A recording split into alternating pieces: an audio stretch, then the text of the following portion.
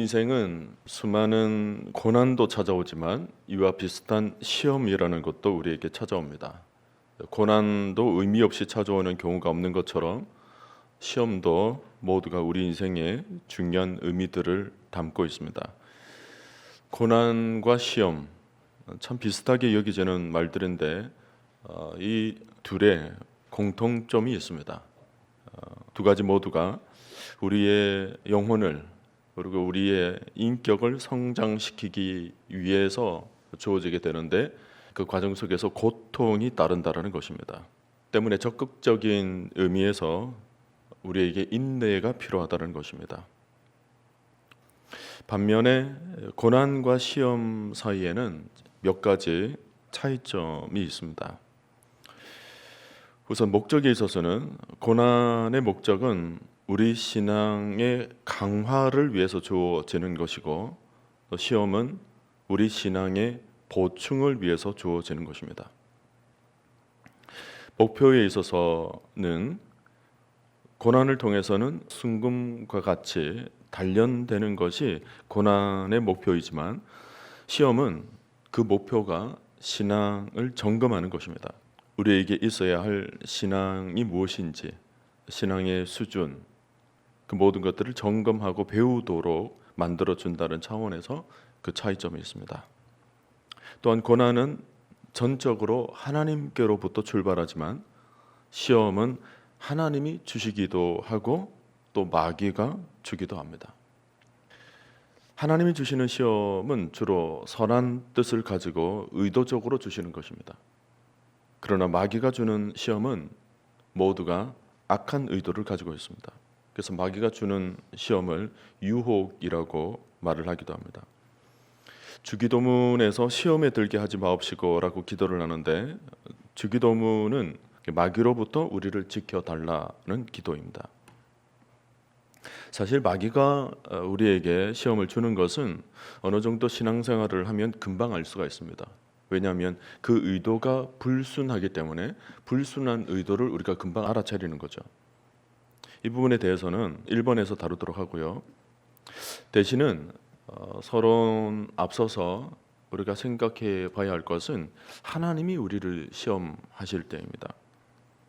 애매하게 우리가 시험에 대해서 여겨지는 것이 하나님이 우리를 시험하실 때, 마귀는 우리를 시험한다고 한다면 원래 마귀는 시험하는 자이니까 시험하는 것이 당연하다 그렇게 여겨질 텐데 하나님은 왜 시험을 하시는가 조금 애매해질 때가 있습니다. 그것은 그 시험들로 인해서 우리가 얻는 영적인 유익들이 있기 때문에 그렇습니다. 예를 들어서 아브라함이 독자 이삭을 바치라는 것은 고난이 아니라 시험입니다. 이 시험을 통하여서 믿음이 어느 정도인가 하나님이 확인을 해 보시겠다는 것입니다. 그리고 그 확인을 통하여서 하나님은 아브라함을 믿음의 조상의 계보로 시작하게 만드시죠. 믿음의 조상으로 세우시는 것입니다. 결국은 아브라함에게 상 주시는 거예요. 결국은 우리로 하여금 믿음이 어느 정도인가를 하나님께서 확인하신 뒤에 우리에게 상을 안겨다 주시는 것입니다. 또 하나 하나님께서 시험하시는 이유는 우리의 마음을 낮추기 위해서이죠. 이스라엘 백성들에게 대해서 광야 40년 동안 시험을 하신 적이 있습니다. 신명기 8장에 나오는 말씀인데 이스라엘이 40년 동안 시험을 받은 것은 마음을 낮추기 위함이라고 말씀을 해주셨습니다. 그리고 또 하나는 예수님께서도 세례를 받으신 뒤에 광야에서 시험을 받으셨습니다. 예수님이 시험을 받으신 것은 우리 인간의 육신을 입고 오셨기 때문이에요. 시험은 받으셨지만 그분은 죄는 없으십니다. 그러나 이 시험을 통해서 우리 주님은 우리가 어떻게 시험을 이겨야 하는지, 시험 앞에서 우리가 어떻게 신앙생활을 해야 되는지에 대해서 하나의 모델을 보여주셨습니다. 그리고 우리도 시험이 올 때 주님처럼 온전한 믿음으로 이겨나가도록 원하셨던 것입니다. 모델을 보여주심으로 우리가 그렇게 따라오도록 주님께서 만드셨죠. 그러므로 우리가 시험을 받는 것은 예수님의 길을 따라가기 위해서 온전한 믿음을 가지도록 하나님은 우리를 시험하실 때가 있습니다.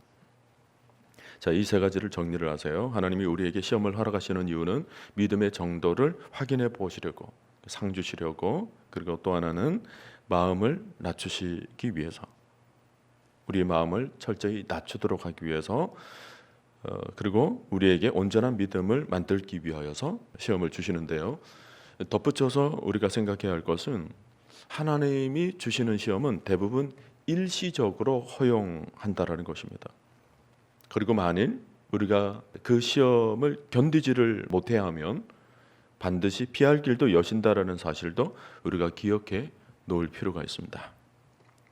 자, 이 정도 기본적인 이해를 토대로 오늘 과를 시작합니다. 오늘의 말씀 야고보서 1장 12절 말씀 다 같이 읽겠습니다. 시험을 참는 자는 복이 있나니 이는 시련을 견디어 낸 자가 주께서 자기를 사랑하는 자들에게 약속하신 생명의 면류관을 얻을 것이기 때문이라. 자, 본문을 보니까 시험을 당하는 것 자체가 복이 있다는 것이 아니라 그 시험을 참는 자가 복이 있다고 말씀을 하고 있다는 것을 여러분 주의 깊게 관찰을 하시기를 바랍니다. 시험을 소극적으로 무작정 당하면 슬픈 일이지만 그러나 적극적으로 참는 것이라면 아주 성숙한 삶의 지혜를 얻을 수가 있습니다.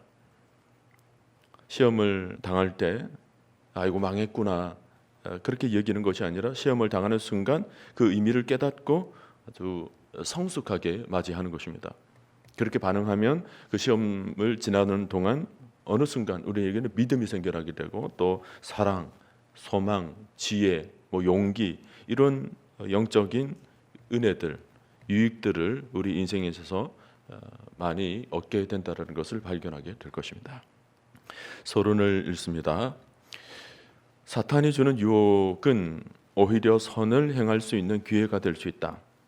영적으로 성숙해가는 동안 모든 시험들이 잘못된 일을 할 수도 있지만 그 반대로 옳은 일도 할 수도 있는 기회라는 것을 깨닫는다면 그것은 걸림돌이라기보다는 성장의 발판이 될 것이다. 시험을 당하게 되었을 때 이제 망했구나. 나에게 왜 이런 시험이 찾아오는가. 그렇게 소극적으로 보기보다는 시험을 당하면서 이 속에 담겨져 있는 영적인 의미를 발견하는 태도가 중요하죠. 그래서 시험을 걸림돌로 생각하기보다는 디딤돌로 삼는 것입니다. 내가 영적으로 성장하기 위한 하나의 발판으로 삼는 거죠. 시험은 선택의 기회를 준다. 사탄은 우리를 파괴하는 중요한 도구로서 유혹을 사용하는 반면에 하나님은 그것을 우리를 사용하는데 사용하고 싶어 하심을 기억하라. 우리를 쓰시기 위해서 이제 시험을 사용하신다는 거죠. 앞서 다뤘던 내용들을 여러분 다시 떠올리시면서 서로를 이해하시기를 바랍니다. 그 다음에 1번 사탄은 어떻게 다가오는가. 사탄의 시험하는 방법입니다. 사탄이 시험하는 것은 예측이 가능해요. 사탄이 주는 시험들을 가만히 보면 패턴이 거의 똑같습니다. 마치 학교 시험에서 일종의 출제 경향이라고 할 수가 있는데 여러분이 지금 스크린에 나와 있는 이 네 가지의 단어를 머릿속에 넣으시면서 우리의 삶 속에서도 사탄의 시험이라는 것을 금방 알아차리시기를 바랍니다. 제일 먼저는 사탄은 우리에게 욕구를 불러일으킵니다. 이것은 어떤 육신적인 욕구 또 심리적인 욕구 다 포함해요. 욕망, 욕구를 불러일으키는 것으로 사탄은 시험을 시작해요. 그리고는 사탄은 우리에게 의심을 일으키죠. 그 의심은 먼저는 하나님에 대한 의심을 가지게 만듭니다. 그리고는 그 앞에 자기가 선택하는 것이 혹 옳은 일은 아닐까? 내가 이 길로 가도 되는 것은 아닐까? 내가 지금까지 걸어왔던 믿음의 삶에 대해서 의심을 하게 만들어요. 잘 걸어왔는데 살짝 어떤 욕망을 따라 육신의 정욕, 안목의 정욕 이런 것들로 흘러가도록 살짝 우리 자신에 대해서도 의심하게 만듭니다. 그 다음 단계로 사탄은 자신의 행위를 거짓으로 정당화시키죠. 그렇게 가면서 자꾸만 부추기는 거예요. 정당화시키는 것입니다. 그리고는 결국은 뭐예요? 사탄은 하나님께 대해서 불순종의 삶으로 끝마치게 만들죠. 허망하게 만들어요, 우리의 삶을. 자, 이 네 가지: 욕구, 의심, 정당화, 불순종. 사탄은 하는 시험을 보면 꼭 이 패턴을 따라가요. 조금 더 자세히 볼까요? 우선 사탄은 우리 안에서 욕구를 일으킨다. 시험은 사탄이 우리에게 악한 욕구를 충족시키려 하거나 정당한 욕구를 잘못된 방법으로 잘못된 순간에 충족하라고 제안할 때부터 시작된다.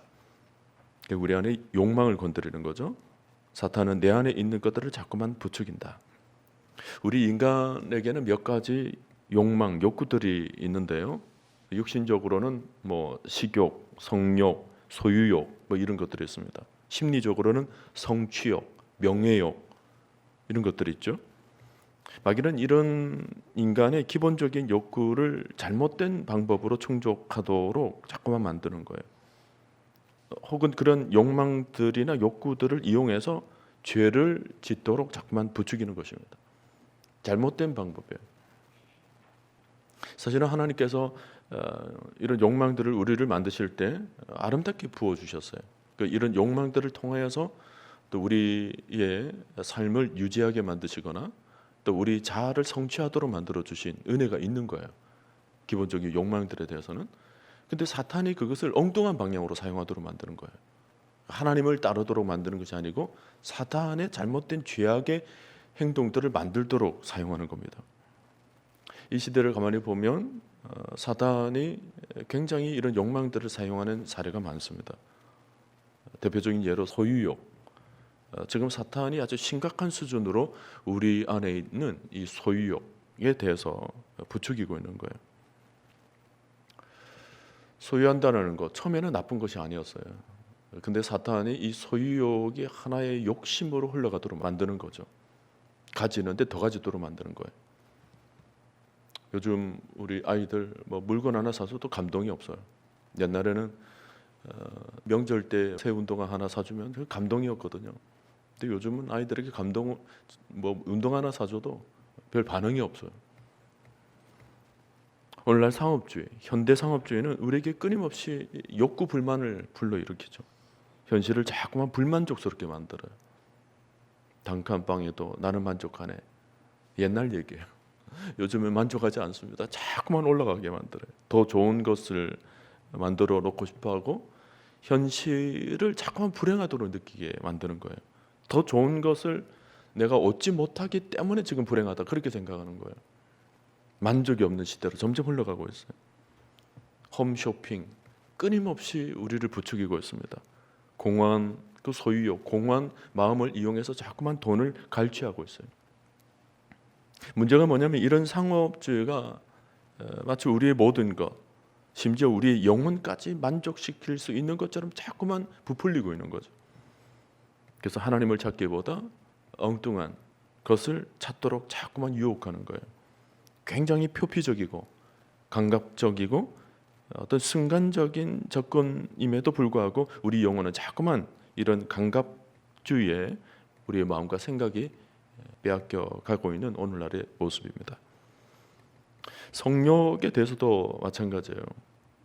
우리 하나님께서 성욕이라는 것을 주셔서 어떤 후손, 자손 번성케 만드는 그런 의도가 있었는데 사탄이 이것을 아주 교묘하게 우리를 공격합니다. 어떤 문화라는 이름으로 포장시켜서 우리에게 접근할 때가 많아요. 지금 공공연하게 청소년들의 마음을 무너뜨리는 것들이 얼마나 많은지 모릅니다. 그래서 문화라는 이름으로 다가오고 있는 거예요. 인터넷이라는 문화를 이용해서 급속도로 우리의 성욕을 그릇된 방향으로 유혹하면서 우리 영혼을 무너뜨리는 것입니다. 다윗은 시험이 있었으나 요셉은 시험에서 이겼었죠. 지금까지 성욕은 시대마다 있어왔던 골칫거리였습니다. 삼손이 왜 하나님이 주신 그 엄청난 힘을 제대로 사용해 보지도 못하고 비참하게 되었습니까? 들릴라라는 여인의 시험 때문이었습니다. 여러분, 우리 인간의 욕구가 마귀에 의해서 지배당할 때 하나님 앞에 큰 죄를 짓게 되기도 하지만 동시에 하나님의 역사도 막아버리게 된다는 것을 분명히 알아야 합니다. 우리 안에 더 이상 하나님의 역사가 없을 때 우리는 그야말로 공허한 껍데기가 되어버리고 맙니다. 여호와는 나의 목자시니 내게 부족함이 없으리로다.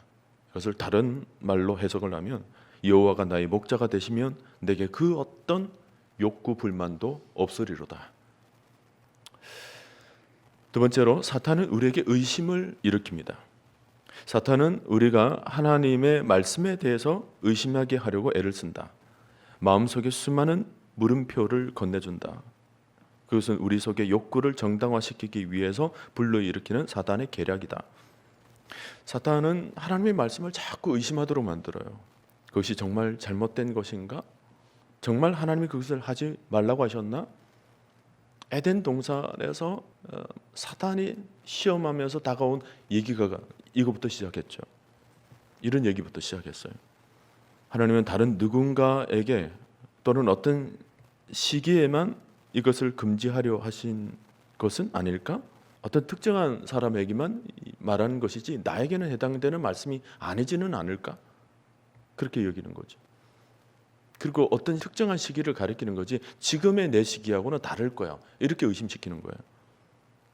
혹은 하나님은 우리가 행복하길 바라시지 않은 것은 아닐까? 다시 말하면 하나님이 나를 버리셨나? 이런 의심까지 생기도록 만드는 거예요. 그리고 하나님은 나를 도와주실 능력이 과연 있으신 분이신가? 자꾸만 우리 생각 속에서 의심하도록 만드는 거예요. 말씀에 대한 의심, 내가 가지고 있는 믿음에 대한 의심, 더 나아가서 하나님 존재에 대한 의심. 우리가 잘 아는 민수기 11장 그 고기에 대한 불평 사건. 이스라엘 백성들의 마음속에 늘 이런 질문이 맴도는 거죠.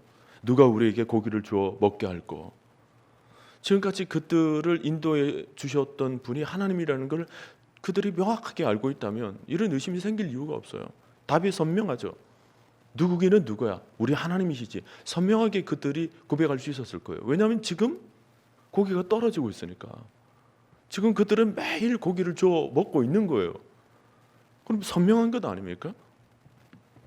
명확하게 대답해야 될 그들이 자꾸만 마음속에 의심이 생기는 거죠. 누가 우리에게 그들을 돌봐주는 또 다른 누군가가 있을 거라는 의심이 생긴 것입니다. 그리고는 누구이든지 간에 고기를 주는 사람이 있다면 그 사람은 다시 따라가겠다라는 거예요. 그 말 속에는 무엇이 포함되어 있느냐? 하나님은 우리에게 더 이상 고기를 주시지 않으시는 분이라는 사탄의 음성이 깔려져 있는 것입니다.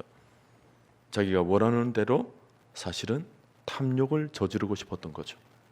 원하고 싶은 대로 원하는 분량만큼 고기를 먹고 싶다라는 거예요. 자기의 소원대로, 자기의 욕망대로 따라가겠다라는 그 일을 위해서 의심을 사탄은 불러일으키는 것입니다. 여러분, 사탄은 늘 이런 식이에요. 하나님의 전적인 손길을 의심하게 만들어서 우리로 하여금 예수 없던 옛 방식, 옛 생활로 자꾸만 돌아가게 만들어요. 오늘 우리를 공격하는 이 의심의 질병이 예수 그리스도의 이름으로 모조리 물러갈 수 있기를 바랍니다. 3번, 사탄은 거짓으로 정당화시킵니다. 의심하게 만들고 그리고는 그 욕망을 따라가면서 그의 삶을 정당화시키는 거죠. 사탄은 진실을 말할 능력이 없다. 그러므로 그가 어떤 말을 하든지 그 말은 진리가 아니며 혹은 반만 진리이다. 사탄은 거짓말로 하나님이 이미 말씀하신 것을 대체하게 한다. 그래서 그의 계략으로 속여 확신을 심도록 한다. 이미 만든 것을 살짝 바꾸는 거예요. 말씀을 주셨는데 말씀의 끝을 살짝 바꾸는 거예요. 그것을 우리는 뭐라고 그래요? 이단이라고 그래요. 끝을 바꾸는 거죠. 끝단자. 그래서 계속해서 하나님의 말씀에 대해서 거짓으로 인도하는 것입니다. 여러분, 오늘 사람들이 왜 죄를 짓는 줄 아십니까? 그런 삶을 따라가면서 정당화시키는 거예요. 내가 이렇게 행동하는 것은 정당한 이유가 있다는 겁니다. 내 결혼 생활을 엉망으로 만들어 놨으니 바람이라도 피워서 보상을 받겠다라는 것입니다. 자기를 정당화시키는 거예요. 내가 살아남아야겠으니 내가 살아남기 위해서는 지금 하는 거짓말들은 충분히 그 정당성이 있다라는 거예요. 내가 살기 위해서는 어쩔 수 없어 이렇게 되는 거죠. 심지어 하나님이 날 보살피지 않으시니까 내가 훔쳐서라도 살아야 되겠다는 겁니다. 모두가 뭐예요? 자기 정당화예요. 자기 합리화입니다. 아담 이후로 지금까지 죄의 역사는 모두가 정당화의 역사였지만 이 정당화는 우리 인생의 근본 문제를 절대로 해결할 수 없었습니다. 세상은 모두가 죄들을 정당화하려고 하고 그냥 덮어두려고 하지만 그건 사탄의 계략일 뿐이에요. 하나님은 죄를 절대로 정당화시키지 않으십니다. 날마다 죄의 문제를 지적하고 죄를 다루시고 죄를 해결하시죠. 우리 안에 있는 죄를 없애십니다. 그리고 우리로 하여금 빛으로 살게 만드세요. 다시 말해서 하나님의 능력으로 살도록 만드는 겁니다. 내 능력이 아니에요. 하나님의 능력이에요. 믿습니까 여러분? 여러분 교회에 와서 말씀을 듣다 보면 죄가 건드려지고 마음이 불편해지는 것이 사실은 당연한 일입니다. 나를 편안하게 해주기보다는 내 안에서 숨겨진 죄가 건드려짐으로 인해서 마음이 무거워지게 된다면 그 교회는 좋은 교회입니다.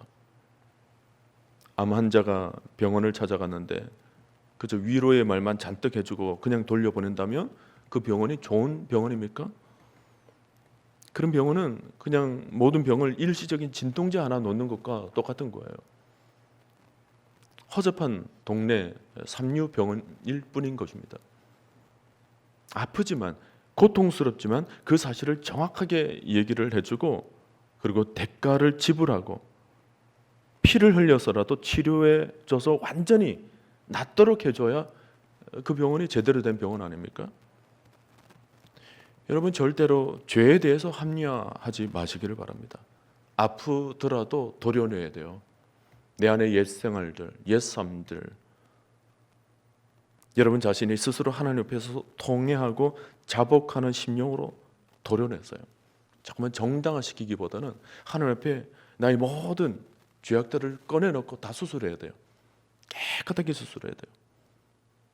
그래야 우리 영혼이 완전히 깨끗한 영으로 새 사람으로 거듭나게 될 줄로 믿습니다. 4번 사탄은 불순종의 행동을 하게 만듭니다. 여러분 사탄의 패턴들 이해가 되시죠? 지금 제일 먼저 우리에게 욕구를 불러일으키고 그리고 하나님에 대해서 의심하게 만들고 그리고는 그 의심하게 된 것을 따라가는 우리 자신에 대해서 정당화시키고 그러는 결국 마지막이 뭐예요? 하나님 말씀에 대해서 불순종하게 만들고. 여러분 23과를 다루면서 생각이 중요하다고 우리가 묵상을 했죠. 결국 우리는 머릿속에서 하던 생각들을 결국 우리 삶의 실천으로 옮기게 되는 거예요. 처음에는 그저 생각에 불과했는데 그 생각이 점점 커지는 거예요. 그리고 그 생각이 우리의 모든 삶의 행동들을 이끌게 되는 거죠. 우리는 사탄의 거짓을 믿고 또 야고보가 경고하던 덫에 걸려버리고 마는 것입니다. 야고보서 1장 14절로 16절 오직 각 사람이 시험을 받는 것은 자기 욕심에 끌려 미혹됨이니 욕심이 잉태한 즉 죄를 낳고 죄가 장성한 즉 사망을 낳느니라. 내 사랑하는 형제들아 속지 말라. 여러분 속지 마시기를 바랍니다. 욕심, 미혹 그리고 그것이 잉태한 즉 죄를 낳고 죄가 장성한 즉 불순종의 삶으로 결국은 우리로 하여금 사망의 결과를 초래하게 만들어요.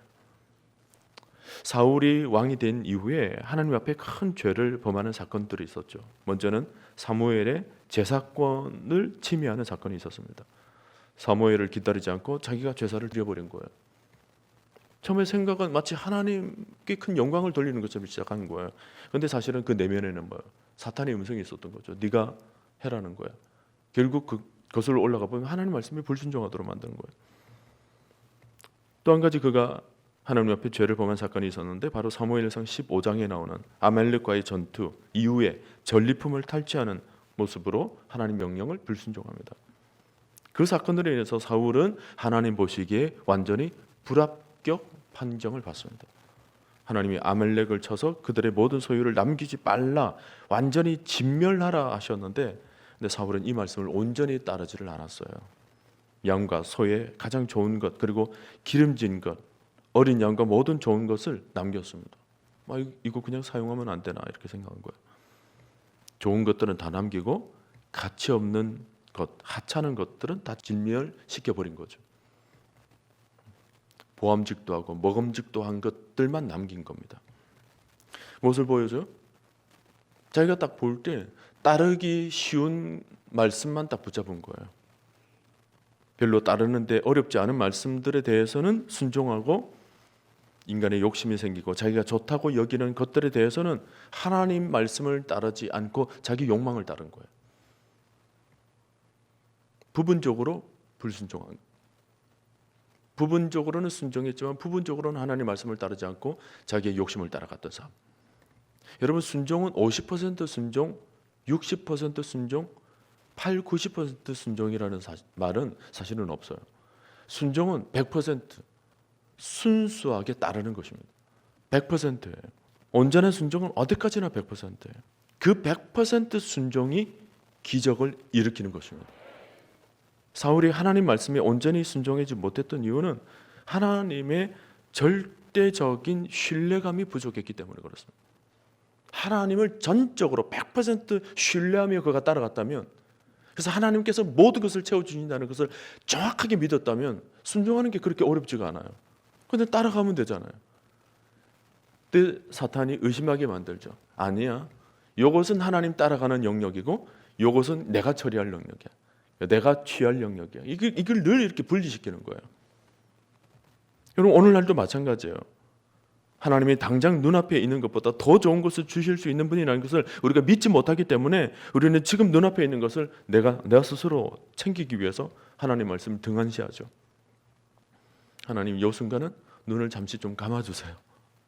제가 그냥 하겠습니다. 여러분, 우리가 정말 거룩한 행진, 이 거룩한 영적 삶을 시작하고 또 우리가 새 사람을 입고 새로운 삶을 살아가기 위해서는 철저하게 우리 자신의 옛 생활들을 내려놔야 돼요. 하나님이 하라 하신 것은 그대로 순종하는 것이 좋습니다. 그 일 이후에는 하나님께서 반드시 우리 삶에 기적과 같은 역사를 베풀어 주실 줄로 여러분 믿고 믿음으로 순종할 수 있기를 바랍니다. 자, 이번 시험이 어떻게 다가오는지를 아는 것은 그 자체로 도움이 된다. 하지만 시험을 이겨내기 위해 취해야 할 몇 가지 구체적인 단계들이 있다. 세 가지를 먼저 우선 볼까요? 첫 번째는 시험을 두려워하지 말라입니다. 그리고 두 번째는 시험의 양상을 파악하고 그것에 대비하라. 세 번째는 하나님의 도우심을 구하라. 우리가 시험을 당하게 되었을 때, 이 시험은 사탄이 주는 시험과 또 하나님께서 하시는 시험 두 가지를 다 포함합니다. 우리가 시험을 맞이하게 되었을 때 시험을 어떻게 이길 것인가? 우선은 시험 앞에 여러분 두려워하지 마십시오. 그리고 시험의 양상을 파악하고 그것에 대비하는 것이 필요합니다. 여기서 말하는 시험의 양상이라는 것은 사탄의 그 시험의 패턴들이 있었죠. 그 패턴들을 선명하게 파악하고 있으라는 거예요. 이건 사탄이 주는 시험이구나. 욕망이 딱 찾아왔을 때 이건 사탄이 주는 시험. 그때는 뭐야? 예수 그리스도 이름으로 탁 치고 나가는 그런 훈련이 필요하죠. 그러니까 대비가 있어야 됩니다. 그리고 하나님이 주시는 시험에 대해서는 하나님께서 어떤 의도로 이런 것을 주셨는가, 그리고 이 시험 다음에 주시는 영적인 유익들은 무엇인가, 그것을 생각하는 거예요. 대비하라. 그리고는 하나님의 도우심을 구하라. 그렇게 되어 있죠. 그럼 교재를 보면서 조금 더 정리할까요? 1번, 시험을 두려워하지 말라. 이러한 시험은 피할 수 없는 것도 사실이지만 또 한편에서는 반드시 이긴다는 것도 사실이다. 시험 받는다는 사실은 죄가 아니다. 어떤 분들은 시험을 딱 받으면서 바로 그 순간 내가 지금 죄를 지어서 이런 시험이 왔나 그렇게 생각하는데 아니에요. 시험이 왔을 때 그 시험은 이기면 되는 것입니다. 물리치면 되는 거예요. 그러므로 두려워할 필요가 없습니다. 하나님께서 주신 세 가지의 무기가 있다고 그랬죠. 말씀, 그리스도 이름의 능력, 그리고 성령입니다. 우리에게는 이길 명확한 선명한 무기가 있는 거예요. 강력한 무기가 있는 것입니다. 시편 23편 4절 말씀. 내가 사망의 음침한 골짜기로 다닐지라도 해를 두려워하지 않을 것은 주께서 나와 함께 하심이라. 주의 지팡이와 막대기가 나를 안위하시나이다. 하나님께서 철저히 우리를 지키신다는 거예요. 그러므로 시험 앞에 우리는 두려워할 필요가 없어요. 요한복음 14장 27절에서도 우리 예수님께서 하신 말씀이 뭐예요? 평안을 너희에게 끼치노라 그랬어요. 그 나의 평안을 너희에게 주노라. 내가 너희에게 주는 것을 세상이 주는 것과 같이 아니하리니 너희는 마음에 근심하지도 말고 두려워하지도 말라. 세상이 주는 것은 두려움이에요. 그러나 하나님은 우리에게 평안을 안겨다 주시는 것입니다. 그 다음 두 번째로 시험의 양상을 파악하고 그것에 대비하라. 시험의 양상. 우리는 각각 시험에 약해지는 특정한 상황이 있다. 우리에게 전혀 방해가 되지 않는 상황이 있는가 하면 어떤 상황들은 우리를 바로 늘 시험에 넘어지게 한다. 제가 언젠가 그 턴테이블 얘기를 드린 적이 있죠. 스크래치 난 부분. 다른 부분에서는 우리는 잘 넘어가요. 그런데 어떤 분들은 꼭 그 한 영역에서 늘 버퍼링이 생기는 부분이 있습니다. 꼭 우리에게 한 가지 그 약점이 있는 거죠. 상처난 부분들, 아픈 부분들. 그래서 꼭 그런 부분에서 시험이 오면 늘 넘어졌던 그런 부분들이 있는 거예요. 그러므로 우리의 약점을 파고드는 시험의 양상을 파악하고 마귀가 우리의 약점에 틈타지 못하도록 해야 한다. 여러분들만의 어떤 약점들은 특별히 여러분 강화시키십시오. 이런 부분에는 난 약점이 좀 있다라고 한다면 그 부분에 대해서 특별히 여러분 훈련을 하시길 바랍니다. 그 부분과 관련된 말씀들을 많이 찾으십시오. 특별히 그 부분에 대해서 우리 영혼을 세울 수 있는 말씀들을 여러분 스스로 찾든지 목회자의 도움을 요청하셔서 그 부분에 대해서 아주 철저하게 강화를 시키시길 바랍니다. 에베소서 4장 27절 마귀에게 틈을 주지 말라. 어떤 면에서는 그 부분이 우리에게 틈이 되거든요. 물이 셀 틈이 있는 거예요. 그 부분은 특별하게 보완을 시키는 겁니다. 이게 대비하는 거예요. 자, 세 번째로 하나님의 도우심을 구하라. 필승의 법칙은 주님의 도우심에 있다. 하나님은 우리가 시험을 이기기 위해 도움을 청하는 것을 기다리고 계신다. 여러분, 시험이 생겨나게 되었을 때 인간적인 방법으로 혹은 세상적인 방법으로 취하려고 절대 세상으로 나아가지 마십시오. 여러분 욕심이 머물지도 마시고 시험이 딱 찾아왔을 때 여러분 자신을 온전히 하나님 안으로 모든 생각과 마음을 옮기시기를 바랍니다. 집중시키기를 바랍니다. 가장 우리가 조심해야 될 것은 세상으로 나가지 않는 거예요. 시험이 딱 찾아왔을 때, 어려움이 찾아왔을 때. 여러분, 비 오는 날 지렁이가 왜 아스팔트 위로 기어 나오는 줄 아십니까? 지렁이는 원래 피부로 숨을 쉽니다. 근데 비가 많이 와서 흙 속에 물이 차면 숨쉬기가 어려워진 지렁이들이 숨쉴 곳을 찾기 위해서 아스팔트 위로 나오게 됩니다. 자기 나름대로 살 길을 찾는 거죠. 아스팔트 위는 굉장히 위험한 곳입니다. 차들이 언제 지나갈 줄 모르고, 그리고 언제 비가 그쳐서 햇빛이 내리쬐게 되면 언제 마르게 될 줄 모르는 위험한 땅이죠. 우리 인생에도 흉년이 찾아오고 감당하기 어려운 시험이 닥쳐왔을 때 사람들은 자기가 자기 힘으로 자기 의지로 한번 살아보겠다고 아스팔트와 같은 그런 위험한 곳으로 나가는 경우가 많습니다. 그러다가 지렁이처럼 아주 비참한 결말을 맞이하게 되는 경우가 굉장히 많습니다. 성경의 여러 말씀들을 보세요. 특히 시편 말씀, 시편 57편 1절 2절 말씀. 하나님이여 내게 은혜를 베푸소서, 내게 은혜를 베푸소서. 내 영혼이 주께로 피하되 주의 날개 그늘 아래에 이 재앙들이 지나기까지 피하리이다. 시편의 기자들은 이런 것들을 잘한 것 같아요. 어려움이 오고 시험이 왔을 때 그들은 하나님께로 피하는 훈련이 잘 되어 있었던 것 같습니다. 그래서 늘 하나님께 나와서 부르짖어요. 하나님 도와주옵소서. 이 재앙이 지나기까지 내가 하나님의 그늘 아래 피하리이다. 시편 18편 2절 말씀에서도 여호와는 나의 반석이시요 요새시요 나를 건지시는 이시요 나의 하나님이시요 내가 그 안에 피할 나의 바위시요 나의 방패시요 나의 구원의 뿌리시요 나의 산성이시로다. 괴로운 일이 있을 때마다 시인들은 하나님께 피했습니다. 좀 더 볼까요? 시편 121편 1절 2절 내가 산을 향하여 눈을 들리라. 나의 도움이 어디서 올까? 나의 도움은 천지를 지으신 여호와에게서로다. 여러분, 우리에게 시험이 찾아왔을 때 우리가 영원히 피할 곳은 하나님이심을 믿으시기를 바랍니다. 성경에 나오는 믿음의 거장들의 모습을 다 한번 보세요. 인생에 찾아오는 여러 아픔들, 밤에 잠 못 이루며 신음하고 절망적인 그런 실패들, 말할 수 없는 인생의 흉년이 찾아왔을 때 그들은 한결같이 하나님을 찾았습니다. 여호와여, 내가 고통 중에 있사오니 내게 은혜를 베푸소서. 내가 나의 영을 주의 손에 부탁하나이다. 여러분, 우리도 하나님의 자녀고 하나님의 백성입니다. 그렇다면 하나님의 약속을 믿을 수 있어야 하는 것입니다.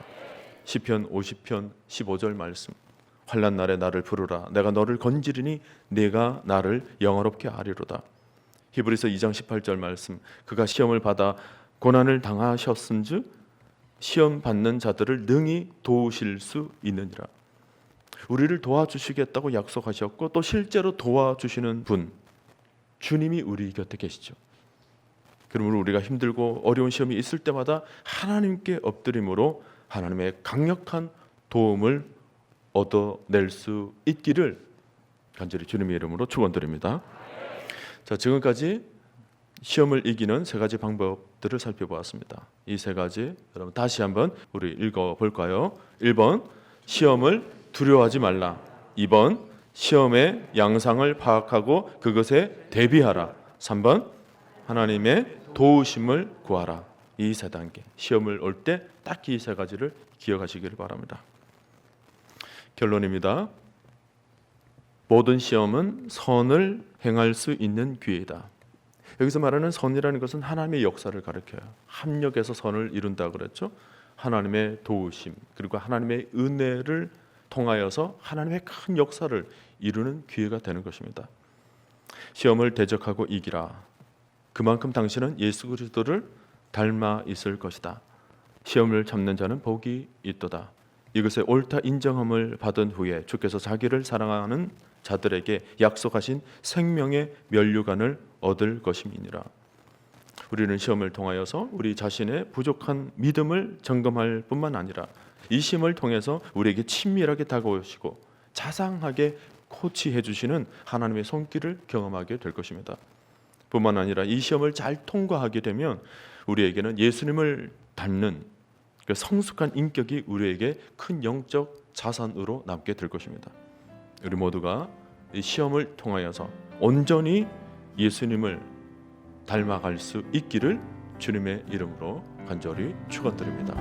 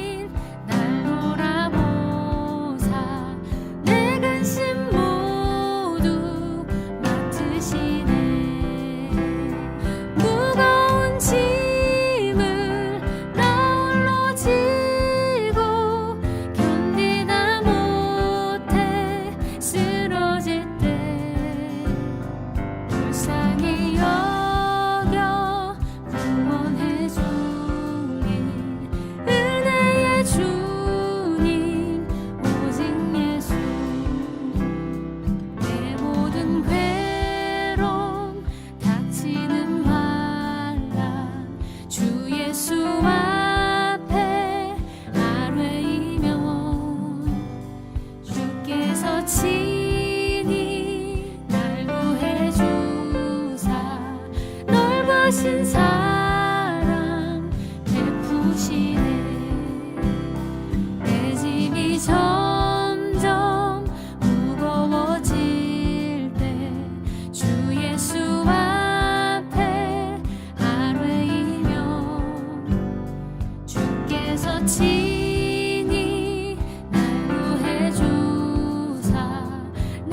하신지